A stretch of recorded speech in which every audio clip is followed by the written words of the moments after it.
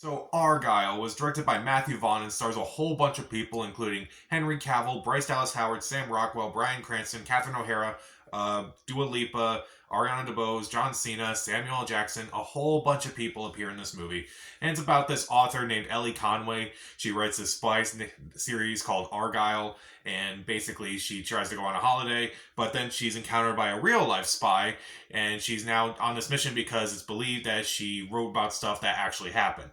So this movie I was definitely looking forward to because I do like Matthew Vaughn as a director. I do think he's a very fun director overall. I do like most of his movies like Layer Cake, Kick-Ass, X-Men First Class, the first Kingsman movie. He is a pretty solid director, very stylish director, so I was definitely curious to see like what he would do with this. However, his films have not always been perfect. Like his last two Kingsman movies, I did not really care for personally.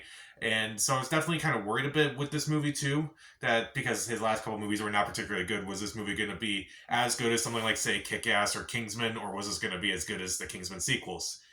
It's neither. It's not as good as the first Kingsman movie. It's not as good as the first Kick-Ass, but it's definitely better than his Kingsman sequels. I'll give him that.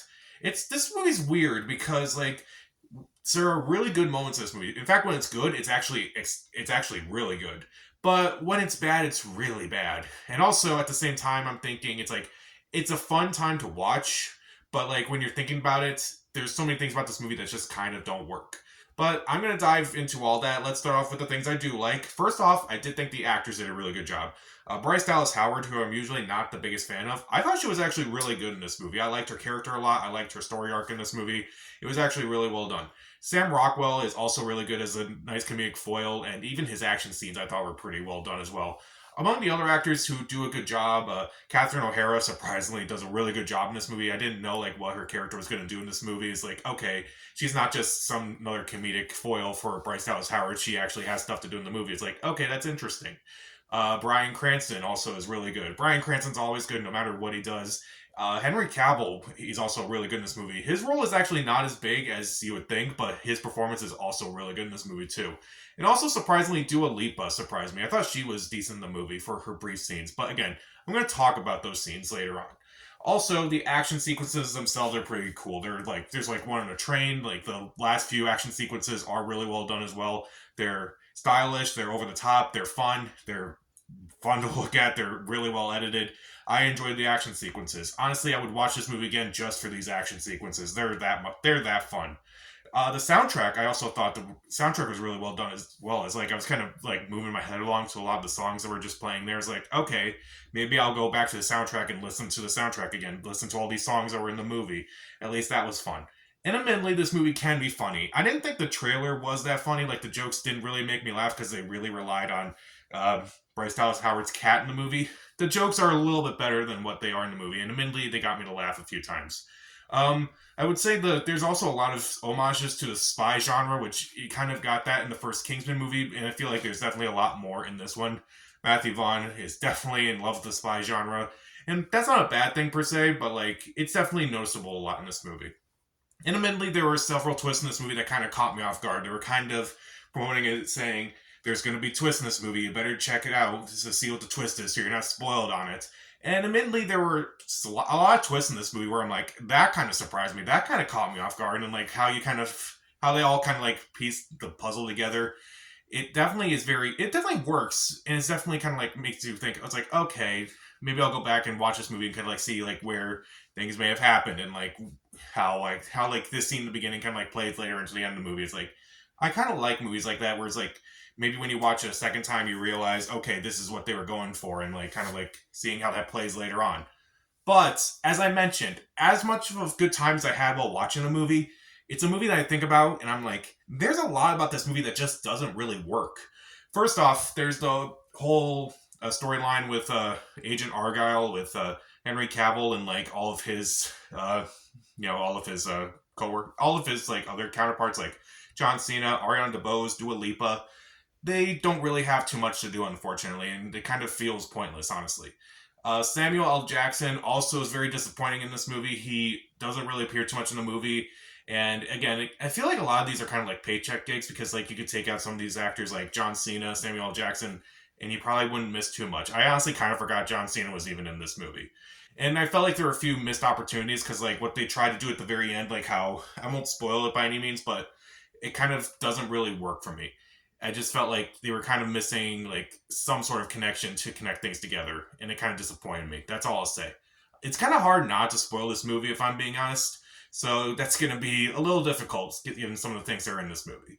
And also, the movie can be a little too convoluted. Around the halfway mark of this movie, there's a twist where it's like, what are you doing? Like, what is this? What's happening now? And that's when it slowly becomes a little convoluted, and then it kind of just becomes even more convoluted as the rest of the movie kind of plays out. And it's just like, come on, just this was a nice, simple spy movie in case of mistaken identity, but and then it just kind of like becomes all this like convoluted stuff. And I'm like, this is going a little too far, honestly.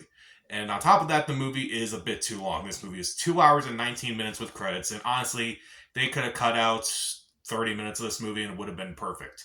I feel like there's so many moments in this movie where it's like, okay, this is like, especially towards the end, where it's like, okay, this is the final action sequence. Oh, no, this is the final action sequence. Oh, no, this is the final action sequence. Well, I guess that's the end of the movie. No, they still continue. And there's a mid-credit scene, too. And I'll talk about those in a little bit because I also have issues with those.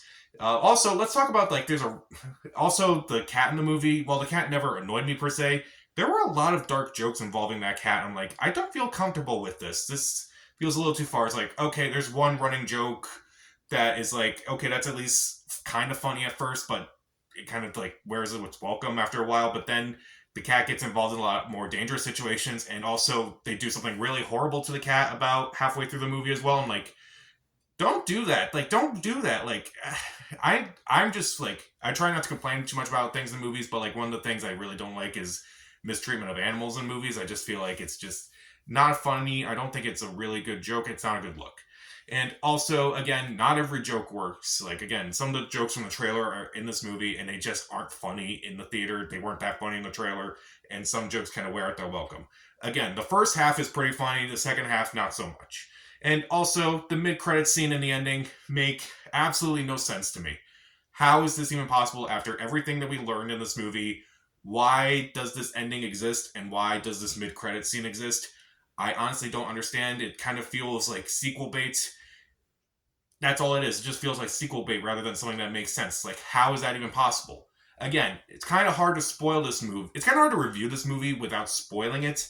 But the best way I can say is like, it's kind of ridiculous when you find out like what the twist is at the end of the movie. It's like, why is that even a thing?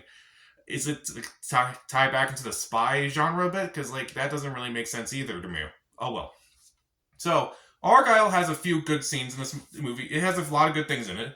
The actors do a really good job, particularly Bryce Dallas Howard, Sam Rockwell, Henry Cavill, Catherine O'Hara, and Bryan Cranston, and even Dua Lipa. The action sequences are incredible. The soundtrack looks great. The soundtrack sounds great.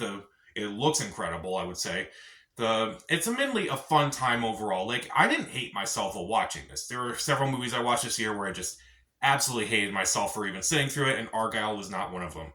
But it's one of those movies where I think about it and I'm like, a lot of this movie just doesn't work. Like, some of the stuff with the book world doesn't really add up too much in the real world. I felt like there were a lot of missed opportunities with that. Some actors were just wasted. It's too long and too convoluted. The jokes about animal abuse were not really that good. And again, not every joke works. And also, the ending and mid-credit scene, I just was so confused by it. It's like, what was even the point? It's a movie where I feel like you could watch it and be like, yeah, this movie was not great, but it was fun. So I would kind of recommend watching it at some point, but maybe not rushing out to see it. So I'll give Argylle 2.5 out of 4 stars. Stream it. So, have you ever seen a movie that you changed your mind on? Whether it's like at first you really enjoyed it, but then the more you thought of it, the more you disliked it, or vice versa. You didn't like a movie, but the more you thought of it, the more you enjoyed it. Kind of an interesting question. Comment down below. Subscribe to the channel. This is Pat. Stay safe.